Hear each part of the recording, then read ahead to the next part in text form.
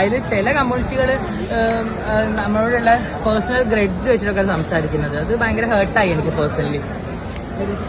നിങ്ങളെല്ലാവരും തന്നെ സോഷ്യൽ മീഡിയയിൽ കണ്ടിട്ടുണ്ടാവും, ഇപ്പോൾ ട്രാൻസിൻ്റെ അതായത് ട്രാൻസ്ജെൻഡേഴ്സിന് ഒരു സമരം നടന്നുകൊണ്ടിരിക്കുകയാണ് അല്ലേ.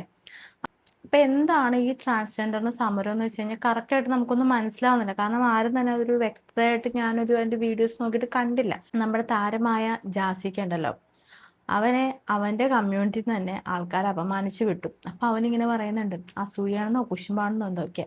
ആ വീഡിയോ ഞാനിവിടെ വെക്കാവേ. അപ്പം നമുക്ക് ആദ്യം അതിലൂടെ തന്നെ കടന്നു പോകാം. പോട്ടെ സ്വന്തം കമ്മ്യൂണിറ്റിക്ക് തന്നെ ഒരു ഇതില്ല.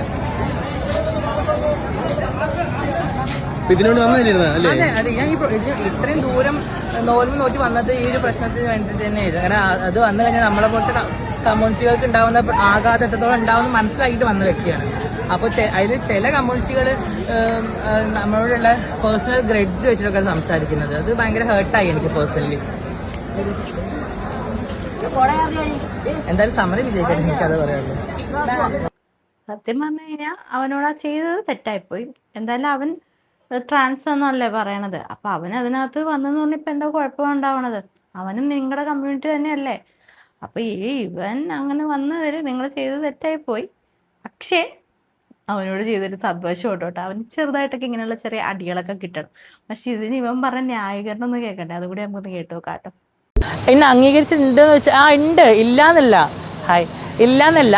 പക്ഷേ ചില ആൾക്കാർക്ക് ഒരു ഈഗോ ഉണ്ടാവുമല്ലോ ഉള്ളിൽ. മീൻസ് നമ്മൾ കുറേ മീഡിയാസ് കവറേജ് കിട്ടുന്നു, നമ്മൾ കുറച്ച് വീഡിയോസ് ഒക്കെ ചെയ്ത് ഹൈപ്പായി നിൽക്കുന്നു. അപ്പം അങ്ങനെ നിൽക്കുമ്പോൾ എല്ലാവർക്കും ഉണ്ടാകുന്ന ഒരു ചെറിയ കുശുമ്പും ഒരു ഇതൊക്കെ ഉണ്ടാവുമല്ലോ ചിലവർക്ക്. അതാണ് അവിടെ വർക്ക് ചെയ്തത്. എനിക്ക് ഫീൽ ചെയ്തത് അങ്ങനെയാണ്. എൻ്റെ പൊന്നെ ജാസി, നിന്നോട് ആർക്ക് എന്തിനാടാ ഈഗോയും കുശുമ്പൊക്കെ വന്നത്? എന്തിൻ്റെ പേരിലേ നീ ആ കള്ളത്തരം കാണിച്ച് റീച്ച് ഉണ്ടാക്കിയതിനോ? അത് അവർ നിന്നത് അല്ലാതെ വിട്ടത് നിന്റെ ഭാഗ്യം എന്നേ പറയാൻ പറ്റുള്ളൂ. അത് നീ മനസ്സിലാക്ക്. നീ എങ്ങനെ പിടിച്ചിരിക്കാൻ നോക്കണത്? നീ കുറേ റീൽസ് ഇട്ട് ആ റീൽസും പോട്ടെ, റീൽസ് പോയിട്ട് നീ അതിനകത്ത് വള്ളിത്തരങ്ങൾ മുഴുവൻ പറയണത്. അതൊക്കെ വായെടുത്ത കള്ളത്തരം എന്ന് പറഞ്ഞു കഴിഞ്ഞാൽ കള്ളത്തരം കണ്ടുപിടിച്ചത് ഇവനാന്ന് തോന്നും. അതുപോലെ കള്ളത്തരങ്ങൾ മാത്രം പറഞ്ഞ് ജീവിക്കുന്നവനാ നീ. ആ നിന്നോട് അവർക്ക് എന്ത് അസൂയ തോന്നാനാടാ? അവർക്ക് കുറച്ച് ക്വാളിറ്റി ഉള്ള പേഴ്സണാ, അതായിരിക്കും നിന്റെ അടുത്ത് നിന്നെ അടുപ്പിക്കാതിരുന്നത്. എന്നെ ആരും വിളിക്കേണ്ട ആവശ്യമില്ല. ഈ സമരത്തിന് പങ്കെടുക്കേണ്ടത് ഓരോ ട്രാൻസിൻ്റെയും കടമയാണ്. നമ്മൾ പേഴ്സണലി ഇൻഡിവിജ്വലായിട്ട് വിളിക്കേണ്ട ഒരു പ്രോഗ്രാമോ ഒരു ഗസ്റ്റായിട്ട് വരുന്ന പ്രോഗ്രാമോ അല്ലല്ലോ ഇത്. നമ്മളെല്ലാവരും ഈ ഒരു കമ്മ്യൂണിറ്റിയുടെ ഭാഗമാവുക, നമുക്ക് ചെയ്യാവുന്ന രീതിയിൽ ഇവർക്ക് സപ്പോർട്ട് കൊടുക്കുക, അത്രയേ ഉള്ളൂ.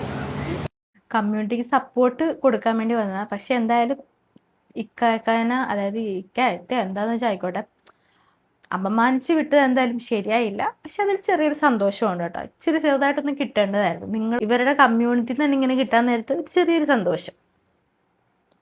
കാരണം അവിടെ ചെന്നിട്ട് ആള് കളിക്കാൻ വേണ്ടി ചെന്ന്, അതായത് ഇവള് പറഞ്ഞല്ലോ അവൾക്ക് ഇത്തിരി ഹൈപ്പും കാര്യങ്ങളൊക്കെ ഉണ്ടെന്ന്. അപ്പം അത് വെച്ചിട്ട് ഇവളൊന്ന് ആള് കളിക്കാൻ വേണ്ടി ചെന്ന. പക്ഷെ അവരുടെ അടുത്ത് അത് നടക്കുമോ?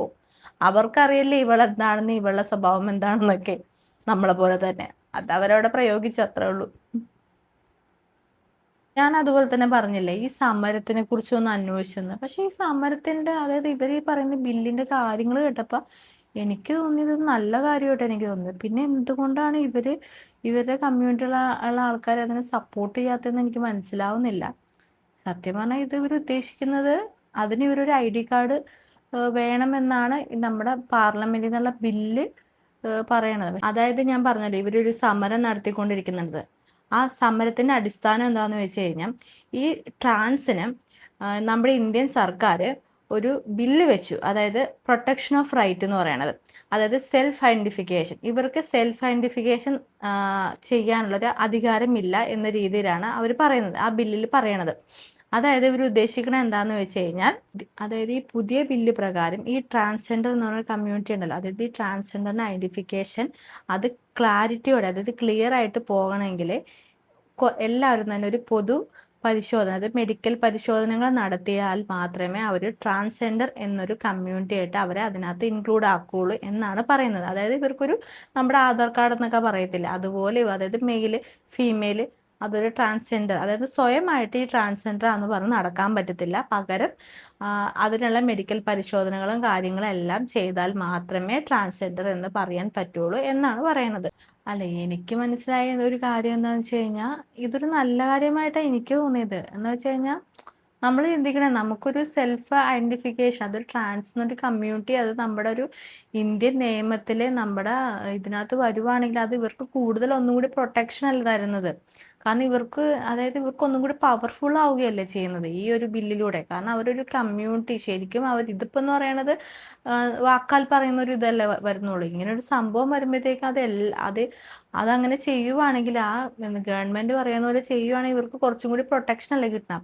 അപ്പൊ എല്ലാ രീതിയിലും നോക്കുവാണെങ്കിൽ ഇവർക്ക് അതൊരു സപ്പോർട്ടായിട്ടല്ല വരുന്നത്. പക്ഷെ ഇവരെന്ത് ഇതുകൊണ്ട് ഇവര് അതിന് സമ്മതിക്കാത്തതെന്ന് എനിക്ക് മനസ്സിലാവുന്നില്ല. അപ്പോൾ ചിലരൊക്കെ കാരണങ്ങൾ പറയുന്നത് വെച്ച് കഴിഞ്ഞാൽ എല്ലാവർക്കും ഒരേപോലെ പണവും കാര്യങ്ങളൊന്നും ഉണ്ടാവില്ല, അപ്പൊ എല്ലാവർക്കും ഈ സർജറിയും കാര്യങ്ങളൊന്നും ചെയ്യാൻ പറ്റിയെന്ന് വരത്തില്ല. അങ്ങനെയുള്ള സാധാരണക്കാർക്ക് ഇതൊക്കെ ഒരു ബുദ്ധിമുട്ടാവും എന്നാണ് ഈ പറയണത്. പക്ഷെ ഒരു കാര്യമുണ്ട്, ഈ ചില ആൾക്കാരൊക്കെ ഉണ്ട്, ഈ പണിയെടുത്ത് നടക്കാൻ പറ്റാത്തവരൊക്കെ ഉണ്ടാവുമല്ലോ, അവരും ഇതുപോലെ ട്രാൻസ് വുമൻസ് ആണെന്നൊക്കെ പറഞ്ഞിട്ട് നടക്കുന്നുണ്ട്. അപ്പൊ സത്യം പറഞ്ഞാൽ അങ്ങനെയുള്ളവരെ കണ്ടുപിടിക്കാൻ പറ്റിയ നല്ലൊരു മാർഗമല്ലേ, അതെന്താ ആരും ചിന്തിക്കാത്തത്? അതായത് എന്താണ്, അങ്ങനെ ഇതെന്ന് പറയുമ്പോൾ ഇപ്പൊ പണിയെടുക്കാൻ പറ്റാത്ത ആൾക്കാർ, നമ്മൾ പണ്ടത്തെ ഒരു സിനിമയില്ലേ, നമ്മുടെ ദിലീപിന്റെ ഒരു സിനിമയില്ലേ, സലീം കുമാറിന്റെ ഒരു സിനിമ, സലീം കുമാറിന് പണിയെടുക്കാൻ മടിയായിട്ട് അങ്ങാണ്ട് പുള്ളിക്കാരൻ, സിനിമയുടെ പേര് ഞാൻ ഓർക്കുന്നില്ല, ഓർക്കുന്നില്ല കേട്ടോ. നല്ലൊരു സിനിമയാണ് ദിലീപിന്റെ. അപ്പൊ സലീം കുമാർ വേറൊരു നാട്ടിൽ പോയിട്ട് അവിടെ ചെന്നിട്ട് ഈ ഹിജഡയുടെ, അതായത് പെൺവേഷം കെട്ടി ജീവിക്കുന്ന ഒരു ഇത് കാണിക്കുന്നുണ്ടല്ലോ. എന്ന് വെച്ച് കഴിഞ്ഞാൽ അതാ കൈ നീട്ടിക്കഴിഞ്ഞാൽ കാശ് കിട്ടും, അങ്ങനൊരു ഇത് കാണിക്കുന്നുണ്ടല്ലോ. അങ്ങനെയുമുള്ള ആൾക്കാരുണ്ട്, ജീവിക്കാൻ വേണ്ടിയിട്ട് ഇതുപോലെ സ്ത്രീവേഷം കെട്ടി നടക്കുന്ന ആൾക്കാരും ഉണ്ട്. അപ്പൊ അങ്ങനെയുള്ളവരിൽ നിന്നും ഇതൊരു പ്രൊട്ടക്ഷൻ അല്ലേ. അപ്പൊ ഈ ബില്ല് എന്ന് പറയണത് നല്ലതല്ലേ.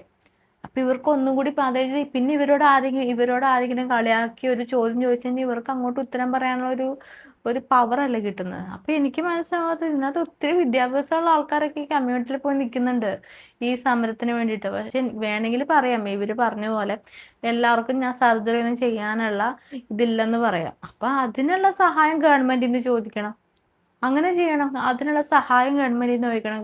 എന്ന് വെച്ച് കഴിഞ്ഞാൽ ഒരു 50-50യോ അങ്ങനെ എന്തെങ്കിലും രീതിയിൽ അങ്ങനെ ഗവൺമെന്റിന് ചോദിക്കണം. അല്ലാതെ ഇവര് തരുന്ന, സത്യം പറഞ്ഞാൽ നമ്മുടെ ഗവൺമെന്റ് അങ്ങനെ ഒരു ബില്ല് വെക്കുന്നത് നല്ലതല്ലേ, എനിക്ക് അങ്ങനെ തോന്നിയത്. ചിലപ്പോൾ അത് ഇനിയിപ്പോ ഞാനിങ്ങനെ പറഞ്ഞു വെച്ച് ട്രാൻസ് വന്നിട്ട് എനിക്ക് എതിരെ വന്നിട്ട് പറയുമായിരിക്കും. ഓൾറെഡി ഒരുപാട് ട്രാൻസ് വുമൻസ് നമുക്ക് എതിരായിട്ട് നിന്ന് സംസാരിക്കുന്നുണ്ട്. കാര്യം എന്ന് വെച്ചാൽ ഞാൻ അറിയാലോ, ഞാൻ ഈ ട്രാൻസ് വുമൻസ് ഒക്കെ, അതായത് നല്ല വുമൻസിനൊന്നും ഞാൻ ഒന്നും പറയുന്നില്ല കേട്ടോ. കാരണം എന്ന് വെച്ചാൽ ഒരുപാട് നല്ല ട്രാൻസ് വുമൻസ് ഒക്കെ ഉണ്ട്, അവരൊന്നും പറയുന്നില്ല. പക്ഷെ ചിലവരുണ്ട് ഈ ശരീരത്ത് ഇങ്ങനെയൊക്കെ കിടന്ന് കാണിക്കുന്ന അവരെയൊക്കെ ഞാൻ വീഡിയോ ചെയ്യാറുണ്ട്. അപ്പം അതിനെതിരായിട്ട് എനിക്ക് DM ഭയങ്കരമായിട്ട് ഇതൊക്കെ വരാറുണ്ട്. എന്ന് വെച്ച് കഴിഞ്ഞാൽ എന്നെ ഭീഷണിപ്പെടുത്തും, എനിക്ക് എതിരെ കേസ് കൊടുക്കും എന്നൊക്കെ പറഞ്ഞ് എനിക്ക് നന്നായിട്ട് മെസ്സേജ് വരാറുണ്ട്. അപ്പോൾ അങ്ങനെയുള്ള ആൾക്കാർ വന്ന് എന്നെ കുറ്റം പറയുമായിരിക്കും. ഞാൻ എൻ്റെ ഒരു അഭിപ്രായം പറഞ്ഞതാണ്, തെറ്റാണെങ്കിൽ ക്ഷമിച്ചേക്കട്ടോ. നിങ്ങളുടെ ഇതിനകത്ത് കയറി ഞാൻ ഇടപെടുന്നതല്ല. നമുക്കൊരു ചിന്തിക്കാൻ നേരത്തെ അത് ഒത്തിരി നല്ലതായിട്ടൊന്ന് തോന്നി, അതുകൊണ്ടാണ് ഞാൻ എൻ്റെ അഭിപ്രായം പറഞ്ഞത്. അതായത് ഇതുപോലെ ഇങ്ങനെ വേഷം കെട്ടി നടക്കുന്ന കുറേ അവന്മാരുണ്ടല്ലോ, അതായത് ഈ നന്നായിട്ട് പണിയെടുക്കാൻ പറ്റാത്തവന്മാരും അതുപോലെ റീച്ച് കിട്ടണമെന്ന് ആഗ്രഹിക്കുന്ന അവന്മാരൊക്കെ ഉണ്ടാവുമല്ലോ. അപ്പൊ അവന്മാർക്ക് സത്യം പറഞ്ഞാൽ ഇതൊരു വെല്ലുവിളി ആയിരിക്കുമല്ലോ, സർജറി ഒക്കെ ചെയ്യാന്നൊക്കെ പറഞ്ഞ വെല്ലുവിളി ആയിരിക്കും. അപ്പൊ അങ്ങനെയുള്ളവന്മാർക്കൊക്കെ ഇതൊരു അടിയല്ലേ. ബാക്കിയുള്ളവർക്കൊക്കെ ഇത് നല്ല കാര്യമല്ല. അവർക്കൊന്നും കൂടി, എനിക്ക് ഇങ്ങനെയുള്ള സംഭവങ്ങളൊക്കെ ചെയ്ത് അവർക്ക് ഒന്നും കൂടി ആനുകൂല്യങ്ങളൊക്കെ കൂടുതൽ കിട്ടുമായിരിക്കണം. അല്ല, ചിലപ്പോൾ വേണമെങ്കിൽ ഇവർക്ക് ഇവരുടേതായ കാര്യങ്ങൾ പറയാനുണ്ടാവുമായിരിക്കും. പക്ഷെ എൻ്റെ കാഴ്ചപ്പാടിലും ബാക്കിയുള്ളവർ ചിന്തിക്കുകയാണെങ്കിൽ നമുക്ക് തോന്നുന്നത് അങ്ങനെ ആയിരിക്കും. കാരണം അങ്ങനെ ഒരു ബില്ല് പാസ്സായി കഴിഞ്ഞാൽ നല്ലതല്ലേ, അത്രേ പറയുന്നുള്ളൂ.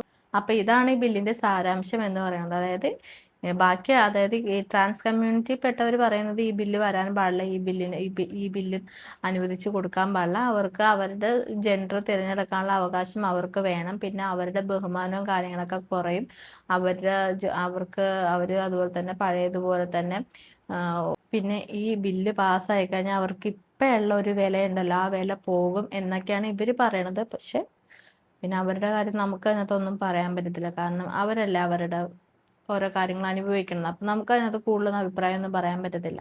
പിന്നെ ഇങ്ങനൊരു ബില്ല് നമ്മളെങ്ങനെ നമ്മുടെ ഒരു ലെവൽ വെച്ച് നോക്കുമ്പോഴത്തേക്കും, നമ്മളുടെ ചിന്തയിൽ വെച്ച് നമ്മൾ നോക്കുമ്പോഴത്തേക്കും അത് ഇത്തിരി ഗുഡായിട്ട് തോന്നി. എന്തായാലും നിങ്ങൾക്ക് ഈ ബില്ലിനെ കുറിച്ചുള്ള അഭിപ്രായം എന്താണെന്ന് വെച്ചാൽ ഒന്ന് കമൻറ്റിലൂടെ അറിയിക്കും കേട്ടോ.